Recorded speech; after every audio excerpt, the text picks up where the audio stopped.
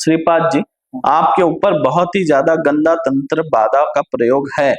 आपकी आर्थिक प्रगति रुकी है, धन की समस्या बनी रहती है, आपको खेती के कामों में लाभ नहीं मिलता है, आपके घर में रोग पीड़ा बनी रहती है, अशांति रहती है, प्रगति नहीं हो रही है, काम करने का मन नहीं करता है, गंदा विचार मन में घूमता है, कामुकता वाला विचार, गंदा विचार, और कुछ कुछ देख के गलत गलत काम करवाता रहता है आपसे। कामुकता के चलते गंदा काम, गंदी हरकत करवाता है, दिमाग में हमेशा गंदी चीजें घूमती है।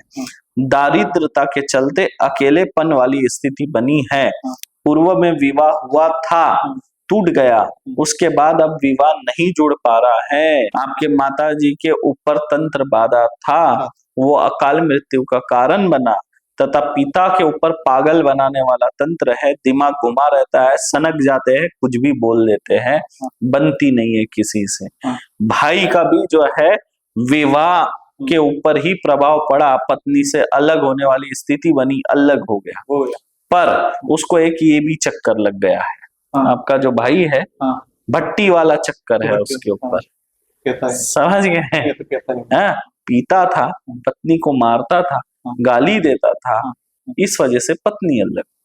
यह लिखा है, जोताबाई के ऊपर तंत्र बाधा है, पुतला बनाकर शरीर में रोक दिया जा रहा है, पूरे शरीर में दर्द बना रहता है, पेट में दिक्कत है, पाचन तंत्र पूरा कमजोर हो चुका है, पूरे हाथ पैर में जो है कमजोरी है, कपकपी है, और कपकपी के साथ तेज दर्द होता है, पकड़ने से भी उसे दर्द होता है, छूते हैं ना तो भी दर्द होता है, चीखने रोने लगती है, ठीक होने में देरी लग सकती है, पर चिंता ना करें, ठीक है, कृपा होगी। जालिंदर जी, आपके घर में बहुत ज्यादा संकट है, कोई सुखी नहीं है, सब दुखी है, शारीरिक कष्ट, मानसिक कष्ट है, रोग पीड़ा बनी रहती है।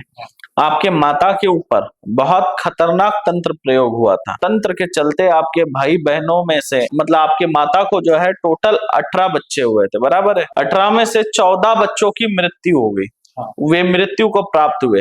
आपके माता ने वंश बचाने का प्रयास किया, वंश बचाने के लिए, क्योंकि बच्चे मरते थे, तड़प तड़प के मरते थे, और आवाज ऐसे अलग निकालते थे जैसे इंसान जैसी नहीं, कभी भूत जैसी, कभी जैसे कोई जानवर चिल्ला रहा हो उस जैसे, और जो है अजब सा रंग बन जाता था, समझ नहीं आता था, बीमारी नहीं, जैसे मानो कोई उनका गला दबा रहा हो या पेट को ऐसे निचोड़ रहा हो अंदर से, इस तरह से। अब वो मारक तंत्र आपके ऊपर हावी हो गया है और आपको मारना चाहता है, क्योंकि अब आपका नंबर लगा हुआ है, क्योंकि ये जो तंत्र है कटा नहीं, रुका नहीं, लगातार आपके जो है 14 भाई बहनों को मार दिया, अब आपके ऊपर हावी है, अब आपका नंबर लगाया हुआ है। शरीर में क्या होता है? रोग है, दर्द है, चुभन है, घबराहट होती है, बेचैनी होती है, और डर लगता है, और ऐसा लगता है कि अभी कुछ हो जाएगा, कम ज्यादा हो जाएगा, सही है, दिमाग शून्य जैसा हो जाता है, भूल जाते हैं। जो पित्र है, उन पित्र में जो है